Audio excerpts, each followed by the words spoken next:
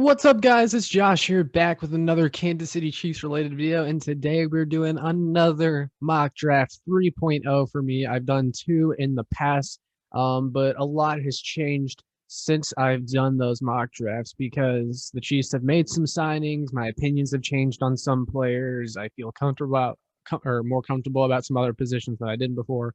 I have risers on my board, all that kind of stuff. So I'm really excited to do this one because I think I can put together my best one yet. At this point, the Chiefs, they have Jaron Reed. They have another defensive tackle now. They sign Austin Blythe. Their center position looks better. We know their right tackle situation will be Niang and Remmers. Their offensive line everywhere besides left tackle is pretty much ready to go. I like some wide receivers. I'm really excited to do this. We're going to do a full 7-round mock draft.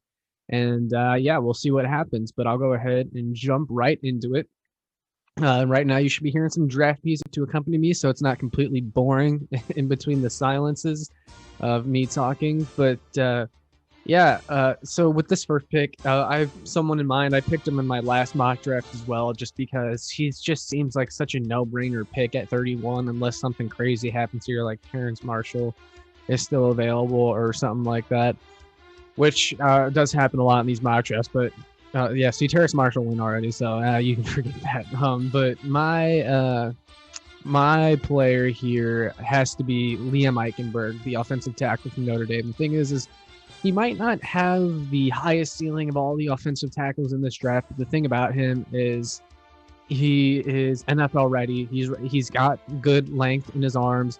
He's got good size. He has the strength, I think, to come in and play at the NFL level, my bad, from day one. He's just the safest pick I think you could make here at 31, and a lot of Chiefs fans seem to like him. So I just, it fixes the left tackle position. We don't have to worry about it at all at any point in this draft later on, unless we just see someone that's best player available and can also play tackle. Then at that point, you might take another one, but yeah, Liam Eichenberg is the pick here. I don't think I need to explain myself much more. I think most fans would be happy with that one. And he's really grown on me too. So, and my friend Connor, my friend Connor, who I always do the podcast with, also pointed out that Notre Dame just has a niche for just producing good offensive linemen in the NFL. So that's always significant as well. Pick 63. Let's see. I think this has to be where you go wide receiver, in my opinion. Usually I would go edge here, because I just always felt like, hold up, was my guy taken? Oh no. Yeah, DME Brown already went to the Colts. Oh man, that's awful. I really wanted him because he is like my new draft crush. I really like him. Amon-Ra St. Brown might be where I go here, though. I think I like him the best of the wide receivers here. Usually I would go edge here just because the Chiefs need an edge presence opposite of Frank Clark. And, they got to get pressure from the edge position. But them signing Jaron Reed changes things just a tad bit, because at least that means they're getting pressure from somewhere. And we also heard the rumors that Chris Jones could play a little bit of edge. I still expect the Chiefs to draft an edge, but I feel like the sense of urgency to draft one isn't quite as high as it maybe once was, now that they added a defensive lineman and Reed. And also, I wouldn't be surprised if the Chiefs could still go out and get maybe a Jadeveon Clowney or a Melvin Ingram or a Aldon Smith. If they got one of those guys, then you're set. So yeah, that's kind of what I'm thinking here. So wide receiver, I think, is a pick. I really like Amon-Ra St. Brown. 6'1", 195 pounds. He's got pretty good size. Like I said, I want a receiver that, that has a little bit more size, is above 6 feet. We already have Tyreek and McCole. They're a little bit of smaller, quicker guys. McCole isn't too much he isn't too much smaller than Tyreek, so I think someone like Amon-Ra St. Brown would be a good complement to those two. So he aligned at wide receiver for the Trojans offense, typically from the slot. Plays with good athleticism, evidenced by his body control and agility as a route runner. His play embodies a blue-collar toughness and competitiveness rarely seen in a wide receiver. That's exactly what I like to hear. Someone that can probably play the X role, good route runner, isn't afraid to block. And he also ran what I think like in the high 4.3s maybe at his pro day, so he's got the speed. So yeah, I think I'll go ahead and take Amon-Ra St. Brown here, and a lot of people seem to like him as well, so I think that will be my pick here. So you now have your left tackle and wide receiver. This next pick is going to be really fun. I could go linebacker, I could go edge. What someone pointed out to me was, well, Dan Harms, who's with RGR Football and also does a lot of good stuff over there, he was like, I wouldn't be surprised if the Chiefs waited till day 3 to take an edge. And I was like, you got to be crazy. But honestly, I kind of see it now. Like, I'm warming up to that idea that the Chiefs might wait a while to take an edge, especially assuming they probably go out and get a veteran too, because at this point the market is so slow. I think they'll be able to get one of those guys at a good price. So there's a lot that you could still do. And the edge position is actually deeper than I think most maybe thought at the beginning of the draft. Or at the beginning of draft season, per se. Like Rashad Weaver and Dalen Hayes, those are two guys that I like. So I could definitely wait to take one. Oh, man, this position, let me look at linebacker. Dylan Moses is there. That's awesome. I was hoping... Sometimes I kind of pray that Jabril Cox is there, but I think he's already going a lot earlier in these mocks. Dylan Moses would be a really good pick here. He's kind of fallen down. He used to be looked at as a first-round player. The thing with him is that I like him is that, man, he is so fast. Like, he could do some damage in this Chiefs defense. He can start at the Sam or Will, as you see here in his ideal role. His skill set fits a 4.3, and he can be used as a second-level defender. I think he has the speed to be good in coverage. He'll have to work on, just kind of his technique and knowing where to be. But, man, he's just so fast, because as a Mizzou fan, I watched that Mizzou-Alabama game at the beginning of the season, and Mizzou, we would hand off to our running back, and boom, Moses was in the backfield there to make the tackle. I mean, his closing speed, oh man, it is so good. Even coming off knee injury from the season prior. So honestly, I think he might be one of the best players available here. I know they have him ranked at 132, but I think he's going to be a good linebacker in this league, and I think he's too good not to take here, especially when you consider the need at linebacker. I'm going to go ahead and take him. Some might see it as a reach, but if you could get Dylan Moses in the 3rd round, man, I think you got to do that. I think he's become a little bit underrated in this draft class, to be honest. I think this next pick here in the 4th round, I think this is definitely maybe where I'll go edge. You could also go defensive back. The Chiefs definitely still need a cornerback. The thing with cornerback is, look, Bashaud Breeland is still a free agent.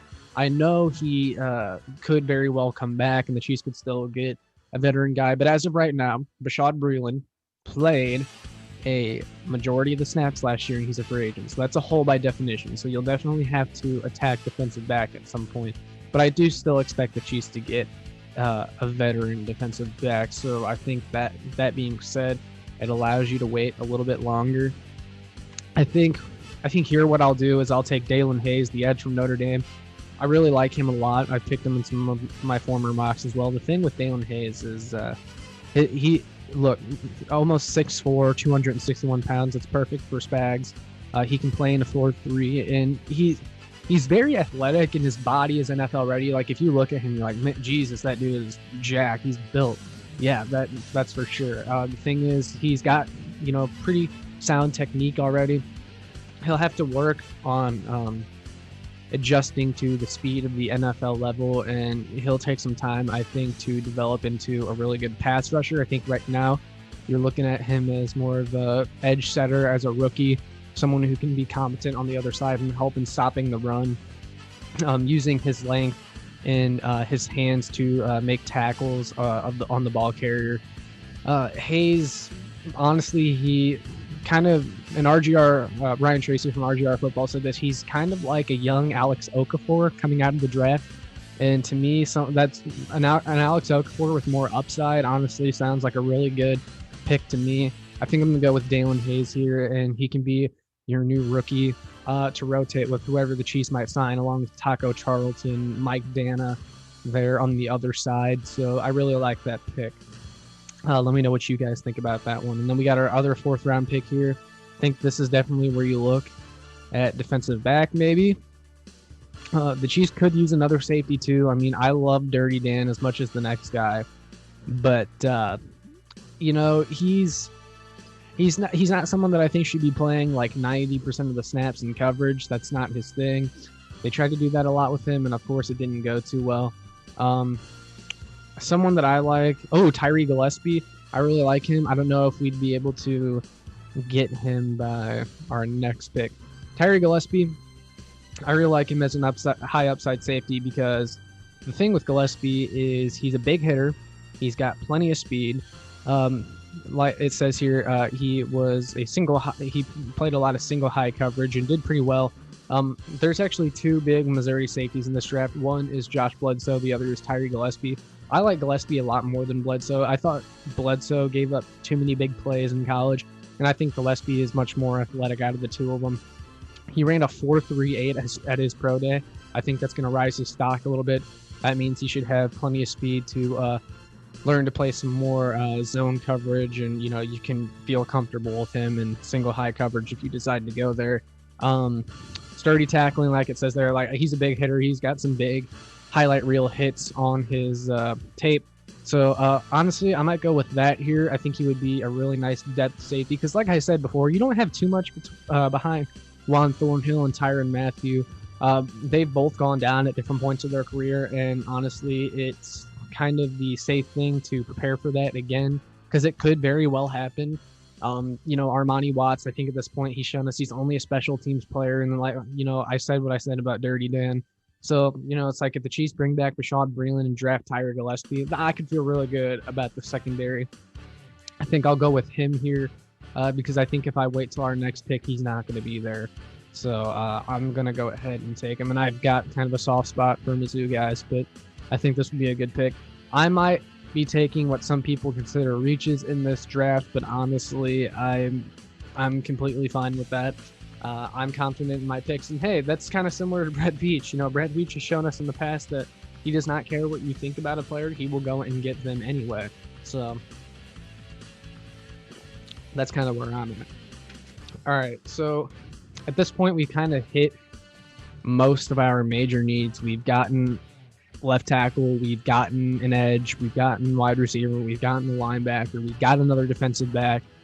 You could go interior offensive line here, maybe take the best guy available there. Drake Jackson from Kentucky, I like him, but he's kind of a later round guy. You could also look at tight end, Miller Forrestall or Noah Gray. These guys, they're all kind of later round guys in my opinion. You could even grab a running back here if you wanted to, just as a high upside guy to maybe have develop and have it as another weapon for Patrick Mahomes. Someone I like in particular is Shamar Jefferson from Oregon State. Really good in open space. Really good at, he's just a nice safety valve in the passing game. If you need a first down, you can dump it out to him in the flat. Really good at fighting for those extra yards and making guys miss. That's someone I really like, and I think that's someone who Patrick Mahomes would really like as well. Jonathan Cooper from Ohio State. Got Shi Smith from South Carolina. You could always double up on receiver. I do like Shi Smith a lot. I think he's a very physical and technically sound wide receiver. Ellerson Smith from Northern Iowa. I like him a lot. I know we already took an edge, but man, this guy is a physical monster. I might have to go ahead and take him just because he's the best player available. Ellerson Smith. Ooh, I don't think I can pass up on that. Look at him, guys. Almost 6'7", 262 pounds. Very good athleticism. Great agility on the edge. I know that would give us a lot of defensive linemen, but man, I think at this point in the draft, I might go ahead and take him. And hey, if Dalen Hayes doesn't work out, you got Ellerson Smith too. And that's kind of how this league works. If you find someone better, then so be it. Maybe someone can be let go. I don't know. We'll see what happens. Could be an interesting offseason as far as camp cuts, but we'll see. We could go interior O-line. I still think is a little bit later here. Cornerback. Yeah, I'm not too big on many of these guys. Running back, like I said, honestly, I could go Jamar Jefferson here. Puka Williams, not a fan of. Khalil Herbert, I really like Jamar Jefferson. I think I'm going to go ahead and take him here just because I think he's a really good offensive weapon. Many will probably agree with me if you know who Jamar Jefferson is. Like, if you watch him, like, he's just, like, I'd be really comfortable just dumping the ball off to him in open space if you need to. Really good receiving threat out of the backfield, in my opinion. And hey, like, you got to prepare for injuries in this league. If Clyde Edwards-Helaire or Darrell Williams go down, you're looking at Darwin Thompson being in your 2 deep. Like, I'm not too sure about that. So I'd be comfortable with that pick there.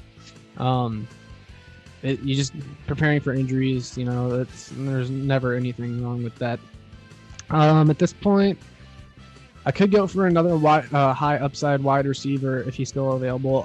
Austin Watkins. This is Sammy Watkins' younger cousin from UAB, and this guy is someone I absolutely take a flyer on in the late rounds because he's very physical, great speed. He has traits similar to Sammy, who would have guessed?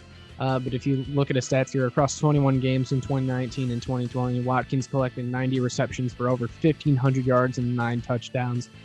Proved to be a good deep threat. Was good at tracking the ball. It's just the question is will he do better against NFL competition? Because he did go to a little bit of a smaller school in UAB, but he was really successful there.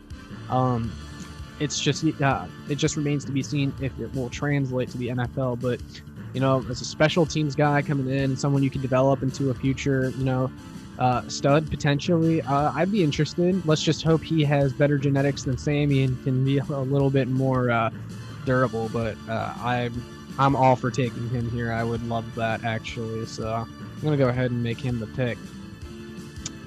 You could also look at backup tight end around here. Ooh, Paris Ford went. That sucks. I could have taken him in the late rounds too. He had a really bad pro day, which made him fall. He ran like a 4.9 40-yard dash as a safety, which I'm not even sure how you do that, but I'm thinking he must have been injured or something when he ran, because if you look at his tape, I mean, he's not a 4.9 player. He's just not, like, there's just some guys that you got to turn on the tape to know what they're all about. So, yeah, that's pretty much it. So that was our last pick. So I'll let the draft wrap up here, and then we'll go over it together. So we were able to snag Liam Eichenberg round 1, Amon-Ra St. Brown round 2, Dylan Moses in the 3rd round. Really love that pick. Dalen Hayes, high upside edge setter in the 4th. Tyree Gillespie, the safety from Missouri, in the 4th as well. Really like that. Give you some defensive back depth. Ellerson Smith was probably the best player available there. Jamar Jefferson gives you another weapon out of the backfield, another weapon to add to this offense for Patrick Mahomes. And Austin Watkins, really good high upside wide receiver that can turn into something a little bit more. I really like this draft. I think this is one of the better ones that I did. We hit all of our needs pretty well. I would be extremely happy if we came out of this draft with a class looking like this. And my favorite pick has got to be Dylan Moses in the 3rd round. I would be ecstatic if he dropped to the 3rd round. He could drop even lower, honestly, because because there's concerns about his durability. There might be concerns about his discipline in coverage or just discipline on the field. But he, like I said, man, his speed is so good for a linebacker. So I'd be really happy about that one. But yeah, let me know what you guys think of this class. I think this one ended up really well. I would be a really big fan of this, but make sure you like, share, subscribe so other Chiefs fans can find this. Make sure to check me out on Show Me Football and ArrowheadAddict.com, where you can see a lot more of my Chiefs work. But that's all I got for today, guys. Peace.